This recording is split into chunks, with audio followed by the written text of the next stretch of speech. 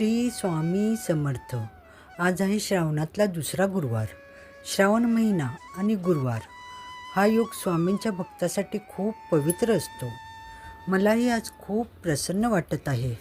मी दर गुरुवारी स्वामींची पूजा करतेच, पण श्रावणातल्या गुरुवाराला काहीतरी वेगळं करण्याची इच्छा होती की आज पूर्ण षोडोपचार स्वामींची पूजा करायची आणि ती पूजा तुम्हा सर्वांबरोबर शेअर करायची. आजची पूजा मला मनाला खूप आनंद देऊन गेली, त्यामुळे तो आनंद आणि ती सेवा मी तुम्हालाही शेअर करत आहे. चला तर मग आपण स्वामींची सेवा करूया. सर्वात आधी तयारी. कोणतीही पूजा व्यवस्थित व्हायला हवी असेल तर पूर्वतयारी महत्त्वाची असते.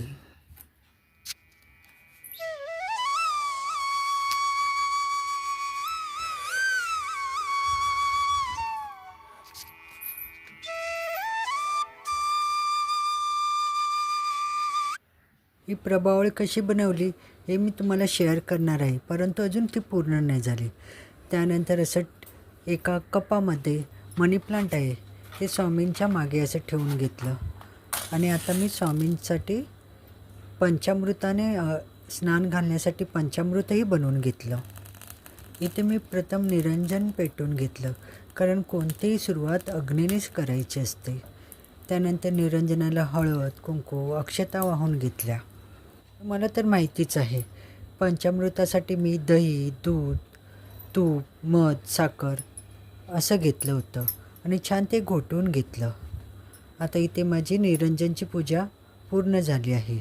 याशिवाय गंध, अक्षता, अत्तर आणि विशेष म्हणजे स्वामींच्या आवडीची पिवळी फुले मी मागवून घेतली आहे होती. तसंच अत्तर मी चंदनाचं लावलं आहे. आता छान असं मी पायापासून सुरुवात करून पंचामृताने अभिषेक करत आहे. जणू वाटते मी खरोखरच स्वामींना स्नान घालत आहे.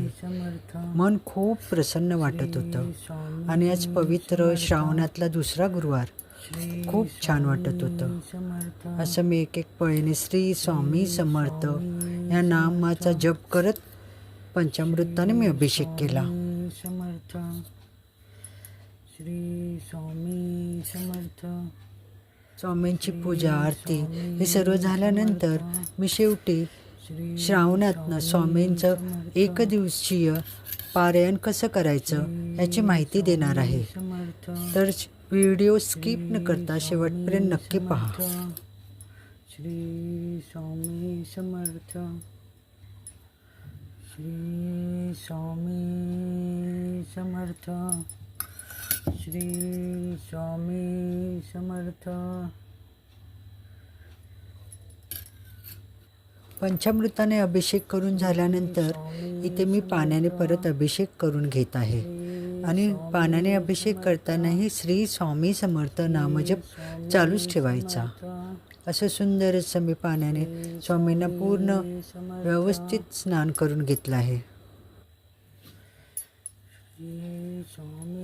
आता मी फुलांनी स्नान घालत आहे. फुलांचं स्नान झाल्यानंतर मी मऊ कपड्याने स्वामींना पुसून परत त्यांना आसन देणार आहे. एका बाजूला स्वामींच्या पूजेसाठी लागणारी फुलं, स्वामींचं वस्त्र स्वच्छ धुवून ठेवलं आहे. तसंच चंदनाचं अत्तर, दोन्ही बाजूला 2 दिवे, अशी सगळी तयारी करून ठेवली आहे मी.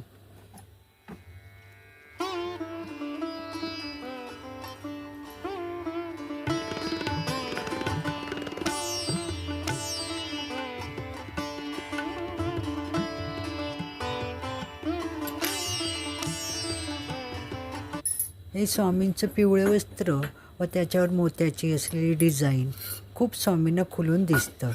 त्यामुळे आज स्वामींना मी वेगळं रूप द्यायचं ठरवलं आहे. चला तर मग पूजेला सुरुवात करूया.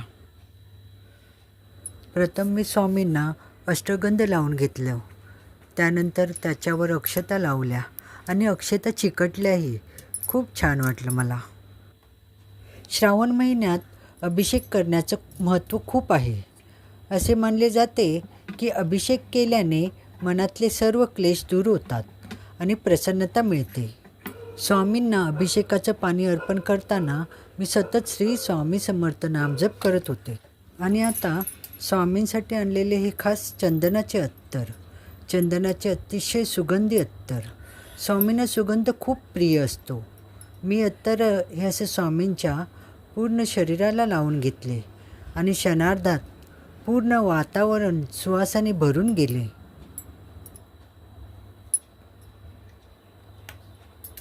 आता येतोय पूजेचा सर्वात आवडता भाग, स्वामींना वस्त्र परिधान करणे. मी हे पिवळ्या रंगाचे वस्त्र स्वामींना घातले आणि ती मोती असलेली टोपीसुद्धा. वस्त्र घातल्यावर स्वामींचे रूप कसे पालटून गेले तुम्हीच बघा. किती तेज आले आहे स्वामींच्या चेहऱ्यावर. असं वाटत होते की स्वामी स्वतःसमोर बसले आहेत. आणि बघा ही सुंदर पिवळी फुले. मला वाटलं नव्हतं की इतकी छान फुलं मिळतील, पण स्वामींचीच कृपा. ही झेंडूची फुले स्वामींच्या चरणांवर वाहताना मनाला खूप तृप्त वाटलं. एक एक फूल वाहताना मी श्री स्वामी समर्थ हा जप करत होते. ही पिवळी फुले आणि हे स्वामींचे पिवळे वस्त्र, अगदी संपूर्ण वातावरण स्वामींच्या रंगात रंगून गेलं होतं. खूप आनंद वाटत होता, प्रसन्न वाटत होतं. अशा प्रकारे छान स्वामींचा शृंगार पूर्ण झाला. इथे मी थोडं गुलाबजलही टाकत आहे. आणि सुरुवातीला स्वामींची पूजा करायच्या आधी मी प्रथम गोमूत्र टाकून घेते आणि त्यानंतर पूजेच्या मांडणीला सुरुवात करते. इथे मी स्वामींना अक्षता वाहून घेतल्या आणि नमस्कार करून घेतला. अशा प्रकारे छान स्वामींचा शृंगार करून झाला. फुले वाहून झाली, गंध अक्षता वाहून झाल्या. आता वेळ आहे स्वामींना नैवेद्य दाखवायची आणि आरतीची. त्याआधी मी तुम्हाला एक दिवशी पारायणाची माहिती देते.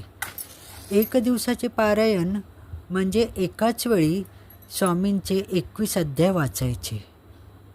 हे पारायण करताना प्रथम आपण आपल्या देवाऱ्यात दिवा अगरबत्ती लावून घ्यावी. त्यानंतर स्वामींची मूर्ती किंवा फोटो जे तुमच्याकडे असेल ते पूजेसाठी मांडावे. प्रथम 2 विड्याची पाने घेऊन त्यावर नाणं व सुपारी ठेवून हळद कुंकू अक्षता वाहून घ्याव्या. त्यानंतर डाव्या हातात फूल अक्षता घेऊन पळीने त्यावर पाणी सोडत ते ताम्हणात टाकावे व असं करताना आपल्या मनातील संकल्प इच्छा बोलावी, स्वामींना बोलावी. हा माझ्याकडे बघा स्वामींचा सारामृत चरित्र आहे. त्यानंतर गुरुचरित्र वाचायला घ्यावे. वाचताना मध्ये उठायचं नाही. सलग 21 अध्याय पूर्ण करायचे. त्या दिवशी मांसाहार करायचं नाही. तसंच ब्रह्मचर्य पाळायचे. एवढं सोपं एकदिवसीय पारायण आहे आणि श्रावणात ते खूप पवित्र मानलं जातं. तुम्ही नक्की करा. नैवेद्यासाठी साखर, खडीसाखर किंवा एखादं फळ ठेवायचं. आता इथे मी बघा साखर ठेवत आहे. असा नैवेद्य दाखवून घ्यावा. अशा प्रकारे साधं सोपं पारायण आहे आणि स्वामी आपल्या भक्तांवर कधीही रागवत नाही. त्यामुळे काही चुकलं तरी स्वामी माफ करतील. परंतु तुम्ही हे पारायण करा, घाबरू नका. हे साधे सोपे नियम आहेत. पारायण करताना अशी तुम्हाला वेगळी मांडणी करायची असेल तरी करा आणि तेवढंही जमत नसेल तर देवाऱ्यातच तुम्ही देवाऱ्याच्या समोर पोथी वाचू शकता. त्यानंतर असं धूप दीप नैवेद्य दाखवून आपलं पारायण पूर्ण करायचं. दर गुरुवारी 6 ते 6:15 मी लाईव्ह घेते. आजही माझं लाईव्ह होतं. लाईव्हमध्ये मी तारक मंत्र, स्वामींचे 108 नामस्मरण केलं आहे. तसंच गुरुचरित्राचा 14वा अध्याय वाचला, कर्पूर आरती केली. असं मी लाईव्ह घेतलं आहे. ते लाईव्ह तुम्ही पाहिलं नसेल तर नक्की पहा आणि पुढच्या गुरुवारी 6:15 नक्की लाईव्हला या. पूजेची सांगता करण्यासाठी मी पूर्ण भक्तिभावाने स्वामींची आरती केली. दोन्ही निरांजने प्रज्वलित करून स्वामींच्या सुंदर रूपावर ओवाळताना मनातील सर्व चिंता दूर झाल्या. आरती करताना जे चैतन्य आणि ऊर्जा जाणवली ती शब्दात सांगणे कठीण आहे. आरती झाल्यावर मी स्वामींना नैवेद्य दाखवला. आजचा प्रसाद हा खडीसाखर आणि पंचामृत होता. तर ही होती माझी आजची श्रावणातल्या दुसऱ्या गुरुवारची स्वामींची सेवा.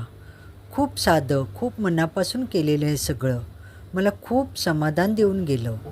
या सर्वांवर स्वामींची कृपा सतत राहो, हीच स्वामींच्या चरणी प्रार्थना. हा व्हिडिओ तुम्हाला आवडला असेल तर लाईक करा आणि कमेंट्समध्ये श्री स्वामी समर्थ लिहायला विसरू नका. तुमच्यापैकी किती जण गुरुवारी स्वामींची सेवा करतात हे मला कमेंट्समध्ये नक्की सांगा. चला तर मग भेटूया पुढच्या व्हिडिओमध्ये. श्री स्वामी समर्थ. जय जय स्वामी समर्थ.